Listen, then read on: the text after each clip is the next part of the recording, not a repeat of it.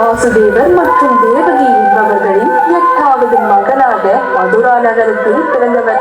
தேவகியின் சகோதரன் கம்சன் கிருஷ்ணன் தன்னை அடித்து விடுவான் என தீர்க்க தரிசனம் பெற்றதால் அவரை சிறையில் அடைத்தான்.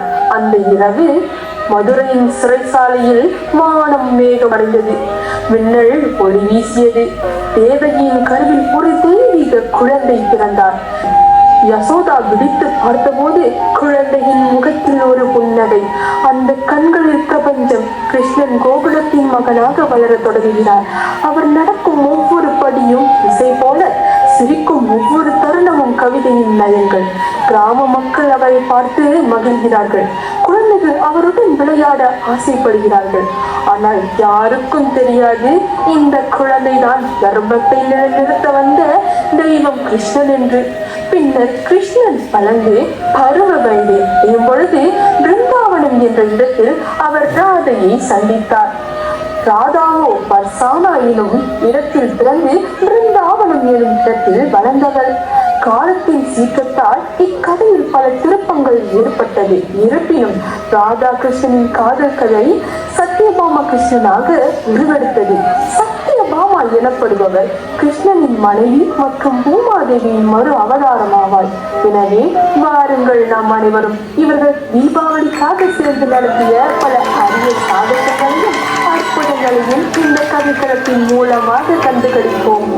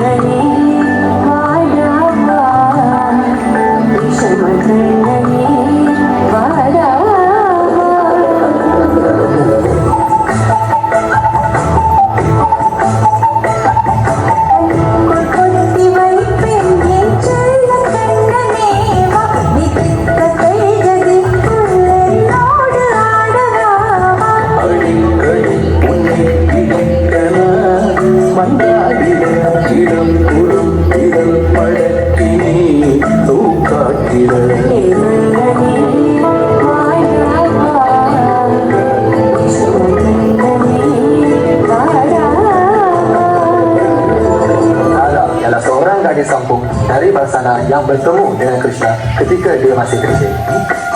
மாலை நேரம் மலச்சோலை ஒரு கனவு பலகை போல அமைந்துள்ளது. வானம் சிவப்பு கதிர்களால் ஒளிர்கிறது.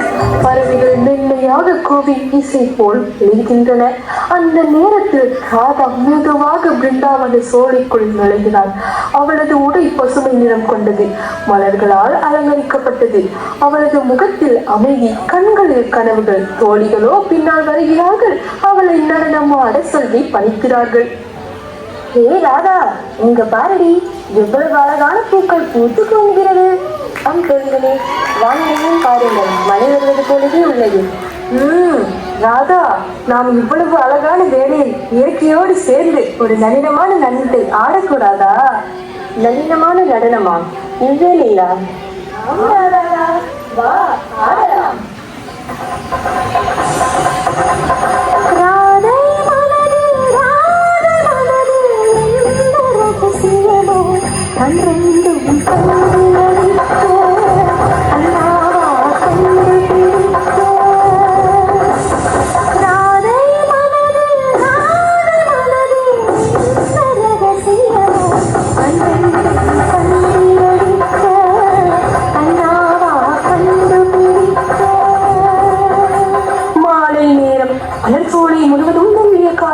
பறவைகளின் இசையும் பரவி ராதா மற்றும் அவளின் தோழிகள் நடனம் ஆடிக்கொண்டிருக்கின்றார்கள். அவர்களின் நடனம் இயற்கையின் ஓசையுடன் இசைவாக ஒலிக்கிறது. ஒவ்வொரு அசைவிலும் சந்தோஷமும் சுதந்திரமும் திட்டவட்டமாகவே தெரிகின்றது. அவ்வேளையில் கிருஷ்ணன் இவர்கள் செய்யும் அனைத்து வேலைகளையும் கண்டு ரசித்துக் கொண்டிருக்கிறார். முக்கியமாக ராதாவை.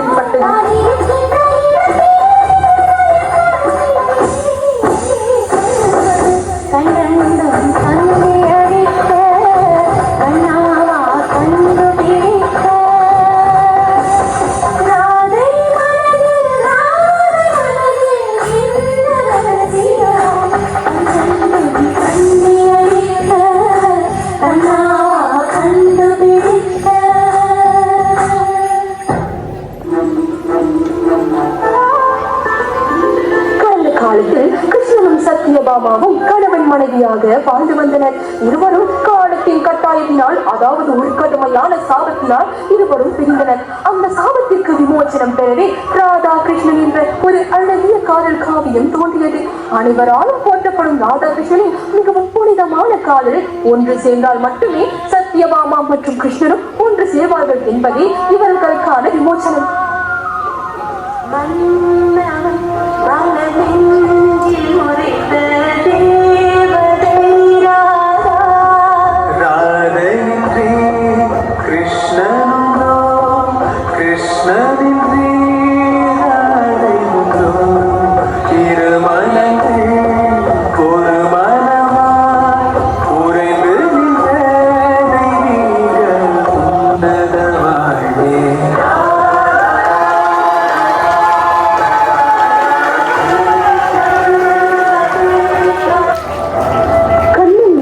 மட்டும் வாழும் ஒரு பிரிவு, அவன் கண்களில் ஒரு ஆழமான நினைவு, ஒரு மௌனமான புன்னகை, அவன் மனதில் மட்டும் வாழும் ஒரு தருணம். அதாவது அந்த நாள் யமுனையின் கரையில் மழை பெய்து முடித்த பின் நிலம் ஈரமாக இருந்தது. ராதா தன் கூந்தலில் மலர்களை சிதறியபடி சாத்திக் கொண்டிருந்தாள். இக்காட்சி கண்ணனின் பழைய நினைவுகளை தோன்றியது.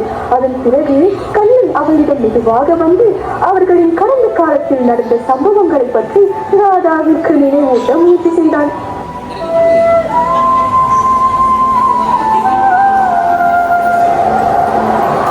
ராதா, நீயும் அந்த நாளை மறந்து விட்டாயா? யமுனை கரையிலே மழைக்கு பிறகு நிலம் ஈரமாக இருந்தது. நீ ஒரு வார்த்தையும் பேசாமலே மலர்களை தேர்ந்தெடுத்து உன் கூந்தலில் சாத்திக் கொண்டிருந்தான். நான் பக்கத்திலே இருந்து நீ பேசவே இல்லை. அந்த மௌனம், அந்த நேரம், நீ என்னை பார்த்ததும் ஒரு நிமிடம் எல்லாம் நின்றது போல இருந்தது. என்ன சொல்கிறாய் கிருஷ்ணா? எனக்கு எதுவும் ஞாபகம் தெரியலையே. நீ கூட அதை நினைவில் வைத்திருக்கிறாய் என தெரியவில்லை. ஆனால் அது என் மனதில் இன்னும் இருக்கிறது.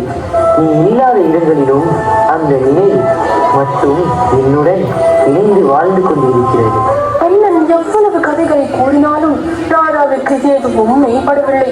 மேலும் அவள் கண்ணனை பார்த்து ஒன்றும் புரியாததை போலவே நின்றாள். அந்த தருணம் ராணி மனதில் பல குழப்பங்கள் சூழ்ந்திருந்தால் கண்ணனிடம் கொண்ட காதலை அவளால் வெளிப்படுத்த இயலவில்லை.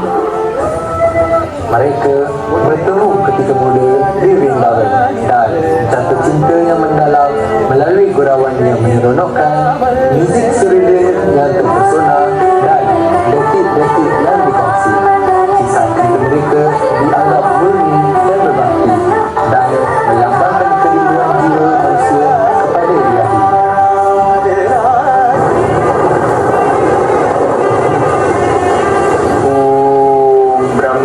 Brahmadevaya Namaha. Om Brahmadevaya Namaha. Om Brahmadevaya Namaha.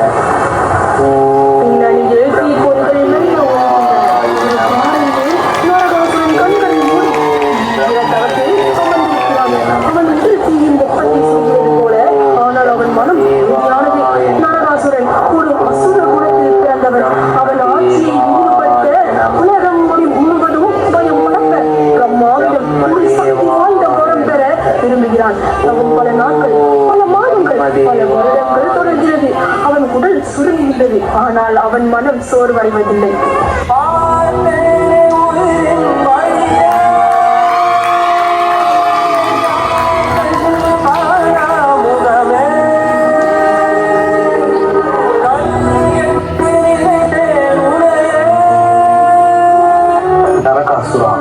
உமது கடும் தவத்தினால் யாம் பெரிதும் மகிழ்ச்சி அடைந்தேன். உமக்கு என்ன வரம் வேண்டும் என்றாலும் அகில உலகையும் அடக்கியாலும் பிரம்மதேவரே, எனக்கு சாகா வரம் வேண்டும். என் ஆட்சி முடிவில்லாமல் நிலைக்க வேண்டும். தேவர்கள், மனிதர்கள் யாரும் என்னை எதிர்க்க முடியாத நிலை வேண்டும். நீ கேட்ட வரம் மிக ஆபத்தானது நரகாசுரா. வேறு ஏதாவது வரம் இருந்தால் கேள். காரணம், பிறப்பு இருப்பு என்பது யாராலும் தடுக்க முடியாத ஒன்று. இதை கேட்ட நரகாசுரன் கண்களை திறக்கிறான். அவன் முகத்தில் ஒரு வெற்றியின் புன்னகை, அவன் சிரிப்பில் ஒரு ஆழமான ஆக்கிரமிப்பு. அப்படி என்றால் பிரம்மதேவரே, நான் என்னை பெற்றெடுத்த தாயின் கைகளால் மட்டுமே இறக்க வேண்டும். அப்படி அப்படியே ஆகட்டும் நரகாசுரன். என கூறியபடியே மறைந்தார் பிரம்மதேவர். பெற்றெடுத்த தாயால் தன் பிள்ளையை கொள்ள இயலாது என்ற தழை கணத்தில் நரகாசுரன் தன்னுடைய ஆக்கிரமிப்பை ஆரம்பித்தான். Nargasuran ialah seorang raksasa yang jahat dan ganas. Nargasuran hanya boleh dikalahkan oleh seorang wanita. கோடை காலம் சென்று வசந்த காலம் வந்தது. மாலை நேரம் யமுனையின் கரை அமைதியாக இருக்கிறது. காற்று மெதுவாக வீசுகிறது. நீரின் அலைகள் மெதுவாக ஒலிக்கின்றன. ராதா ஒரு மரத்தின் கீழ் தனியாக அமர்ந்திருக்கிறாள். அவளது கண்கள் வானத்தை நோக்கி அவன் வருவான் என்ற நம்பிக்கையில் ஒழுகின்றன. அவளது கையில் கிருஷ்ணன் அன்பளிப்பாக கொடுத்த ஒரு புல்லாங்குழல் உள்ளது. அது கண்ணன் வாசித்தது. கண்ணன் ஒவ்வொரு முறை ராதாவை சந்திக்க வரும் பொழுது கண்ணன் இதமான இசையை மீட்டுவான். அந்த இசை ராதா மனதை ஆட்கொண்டது. இன்று கண்ணன் வருவான் என்ற நம்பிக்கையில் ராதை அந்த புல்லாங்குழலை மெதுவாக வாசிக்க தொடங்குகிறாள். Raslila ialah bentuk tarian yang paling terkenal. Ia menampilkan Krishna menari dengan Radha di bawah bulan purnama, melambangkan penyatuan jiwa Radha dan jiwa Krishna. எதிர்பார்த்ததை போல கண்ணன் இன்பொழிச்சு கொடுக்கிறாள். கண்களுக்கு குளிராகவும் காதுக்கு இதமாகவும் இருவரும் தங்களின் ராச சீடையை தொடங்குகின்றனர்.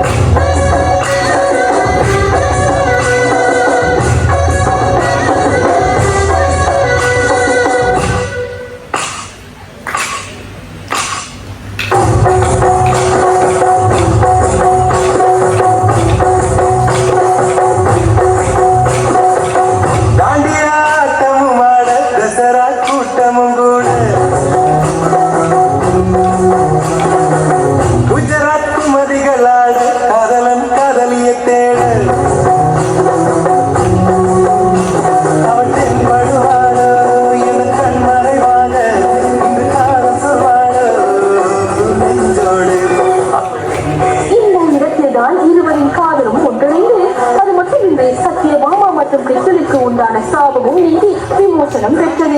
என்னதான் ராதாவும் கிருஷ்ணனும் மனதால் ஒருவருக்கு ஒருவரை காதலித்து இருந்தாலும் இவர்கள் இருவரும் சேர்வது என்பது நிகழாத ஒன்று. காரணம், கிருஷ்ணன் கடவுளின் மறு அவதாரம். அதாவது கிருஷ்ணன் அகில உலகையே பாதுகாக்கும் விஷ்ணுவின் மறு அவதாரம் ஆவான். ஆனால் ராதாவோ பூமியில் ஆன்மீக சக்தியின் அவதாரம் கொண்டே பிறக்கப்பட்டவள். அதாவது ராதாவின் பிறப்பானது ஒரு மாய சக்தியான உருவமே. எனவே ராதா கிருஷ்ணன் இருவரின் காதல் கதை இத்துடன் முடிவை பெறுகிறது. இருப்பினும் இவர்களின் காதல் மறுமலர்ச்சி பெற்று சத்யபாமா கிருஷ்ணனாக வைகுண்டத்தில் உருவெடுத்தது.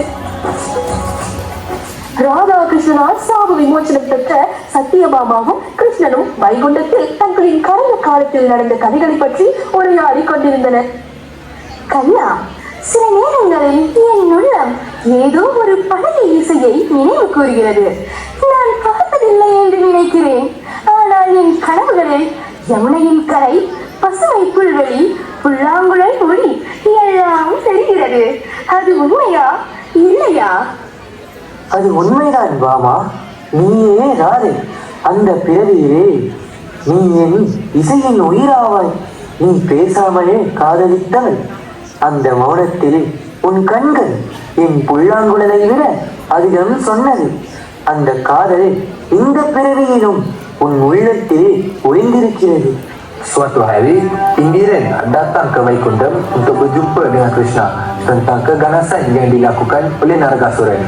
Nargasuran melakukan keganasan terhadap wanita dan masyarakat serta kemusnahan tempat setika masyarakat menari.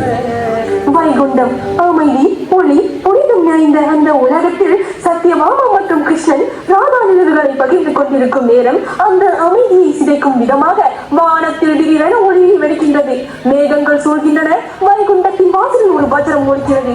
அந்த ஒளியுடன் இந்திரன் தோன்றுகிறார். வானத்தின் அரசன், தேவர்களின் தலைவர்.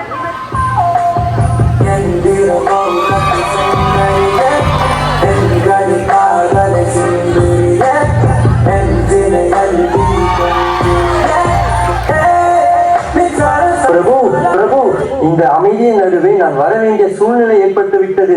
இதுக்கு காரணம் நரகாசுரன் கிருஷ்ணா. நரகாசுரன் எனும் ஒரு கொடிய அரக்கன் தேவலோகத்தையே தன் கைவசப்படுத்தி விட்டான். அது மட்டுமல்லாமல் பூலோகத்தில் இருக்கும் மக்களையும் பல அப்பாவி பெண்களையும் அவன் கொடுமைப்படுத்தி விட்டுக் கொண்டிருக்கிறான். தயவு செய்து அவனை அழித்து விடுமாறு கேட்டுக்கொள்கிறேன் பிரபு. இதை கேட்ட சத்யபாமாவும் கிருஷ்ணரும் கோபம் அடைந்தனர். உடனே கிருஷ்ணன் சத்யபாமாவை அழைத்துக் கொண்டு போருக்கு புறப்பட ஆரம்பித்தார்.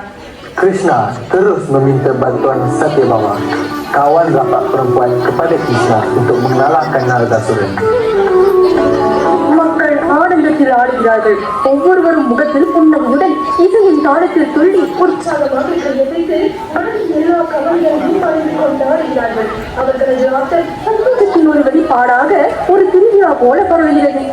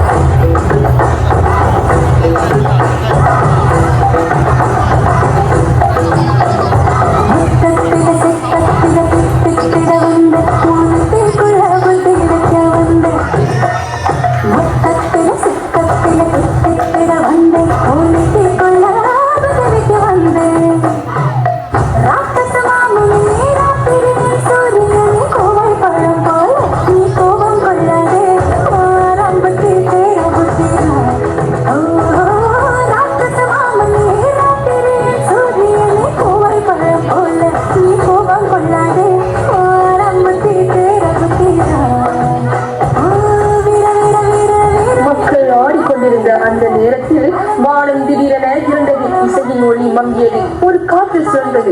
அது சாதாரணமான காற்றல்ல, அதில் ஒரு கோபம், ஒரு தீவிரம் இருந்தது. அந்த காற்றின் நடுவே நரகாசுரன் தோன்றினான். அவன் கண்களில் தீப்பிழம்பு, முகத்தில் கொதிக்கும் கோபம். அவன் வருகையை அறிவிக்க மின்னலுடன் கூடிய இடியொளி வானத்தை கிழித்தது.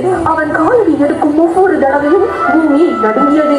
மக்கள் ஆடிக்கொண்டிருந்த இடம் ஒரு களத்தில் அமைதியாகி பயத்தால் உறைந்தது. ஆலயத்தில் இருந்த முகங்கள் அனைத்தும் மச்சத்தில் உறைந்தன. நரகாசுரன் மக்களையும் தாக்கத் தொடங்கினான். இங்கிருக்கும் அனைத்தும் எனக்கு சொந்தம். அது மட்டுமல்ல, நீயும் எனக்கு தான் சொந்தம். வேண்டாம் வேண்டாம், என்னை விட்டு விடுங்கள்.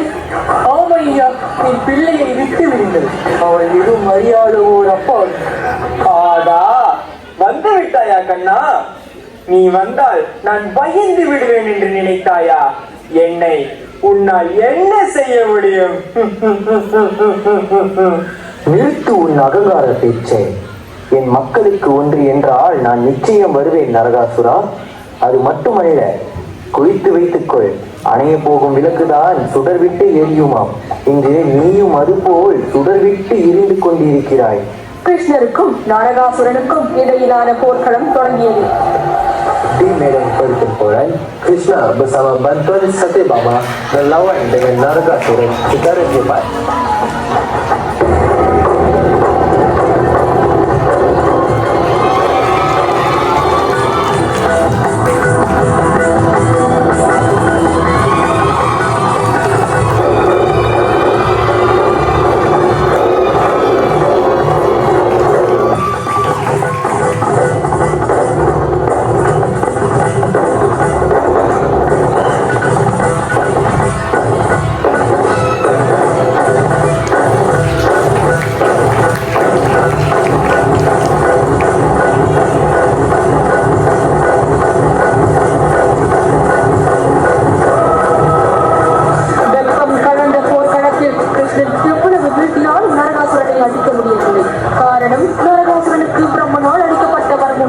அதாவது தனது தாயால் மட்டுமே அவனை அழிக்க இயலும். இதை உணர்ந்த கிருஷ்ணன் சத்யபாமாவை நோக்கினார். சற்றும் யோசிக்காமல் நரகாசுரன் தன்னை தாக்கி தரையில் விழுந்து மயக்கம் அடைவதை போல நினைத்தார். இதனை கண்ட சத்யபாமா உக்கரம் அடைந்தாள். நரகாசுரா, எனக்கு எவ்வளவு துணிச்சல் இருந்திருந்தால் ஜென்மனாலேயே வீழ்த்திருப்பாய். இதுவே உன் வாழ்நாளில் உள்ள இறுதியொடி. சத்யபாமாவை நோக்கி பல்வேறு தீய ஆயுதங்களை வீசுகிறான். அவள் அவற்றை தடுக்கும் போது அவளது அம்புகள் வானத்தில் கோழி கதிர்களாக பாய்கின்றன. ஒவ்வொரு அம்பும் நரகாசுரனின் படைகளை சிதறடிக்கிறது. சத்யபாமா தன்னுடைய விண்ணால் ஒரு தீர்க்கமான அம்பை எய்கிறாள். அந்த அம்பு நேராக நரகாசுரனை தாக்குகிறது.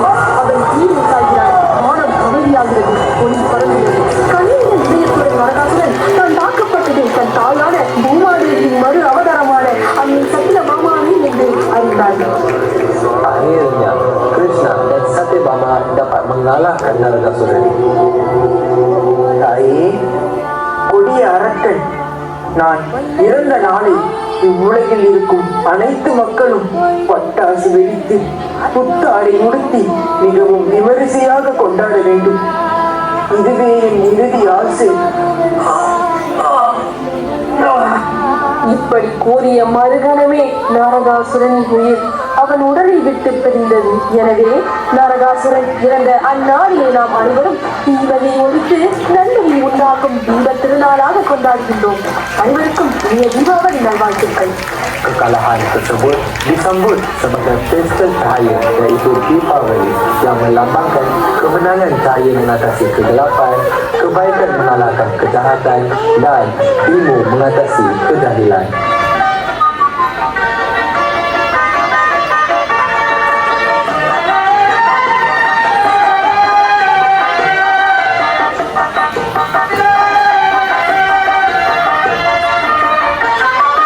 நான் சிரித்தால் தீபாவளி நாளும் இங்கே ஏகாதசி. நான் சிரித்தால் தீபாவளி நாளும் இங்கே ஏகாதசி. அங்கே மலரும் நந்தவனம் நான் அள்ளிக்கொள்ளும் கம்பரசன் நான் சிரித்தால்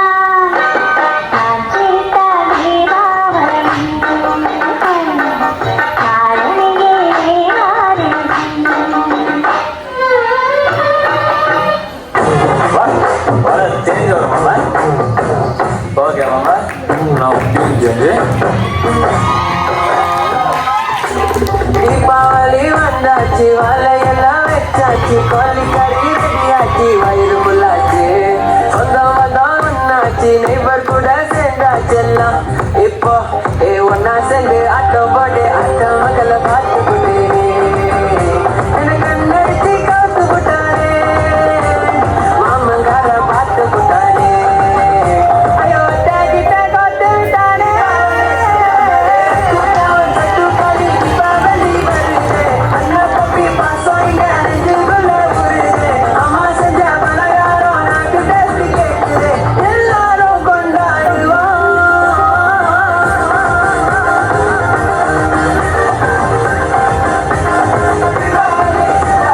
Selamat menyambut Hari Deepavali kepada semua warga IPG Desa. என்ன நடிப்பு நடிக்கிறாங்க. இந்த நடிப்பெல்லாம் பார்க்க சகிக்காம தாண்டா சிவாஜி சீக்கிரமாவே கிளம்பிட்டாரு. ஐயோ, பேசாம தூங்கி இருக்கலாம், நானே வந்து மாட்டிக்கிட்டனே. ஒரு மனுஷன் எதையாவது பண்ணி முன்னுக்கு வரலாம்னு பார்த்தா கால் வைக்கிற இடமெல்லாம் கண்ணி விடி வைக்கிறாங்களே. எடுத்தேம்பாரு ஓட்டம், மார்க்கெட்டில் கூட நான் பார்க்கலையே. அப்படி ஒரு ஓட்டம், அந்த ஓட்டம் போலீஸ் ட்ரெயினிங்ல கூட என்ன வேணும் உள்ளடா.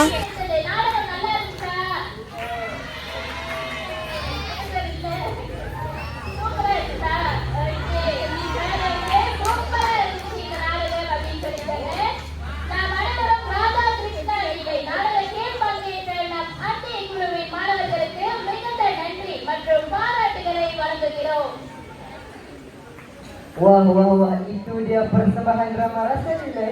Sebentar tadi benar-benar memukau para penonton kita pada hari ini. Tahniah diucapkan. Shut the music. Deepavali வந்தாச்சு, வலையெல்லாம் வச்சாச்சு, கோழி கறி ரெடியாச்சு, வயிறு புல்லாச்சு, சொந்தம் வந்தோம் ஒன்னாச்சு, நெய்பர் கூட சேர்ந்தாச்சு எல்லாம். இப்போ ஒன்னா சேர்ந்து ஆட்டம் போட்டு ஆட்டம் மக்களை பார்த்துக்கிட்டு எனக்கு கண்ணடிச்சு காத்து போட்டாரே, மாமங்கார பார்த்து போட்டாரே.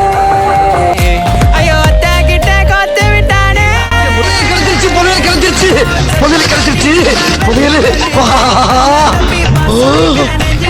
ஓட்ட உடத்துல உனக்கு வந்திருக்கா யோகம். ஆத்தா அன்னைக்கே சொல்லிச்சு, உனக்கு நடுமுதுல இருந்து ஒரு அடிக்கிற ஒரு மச்சம் இருக்கு, அதனாலேயே கோடிசன் ஆயிரம் சொல்லுச்சுடா.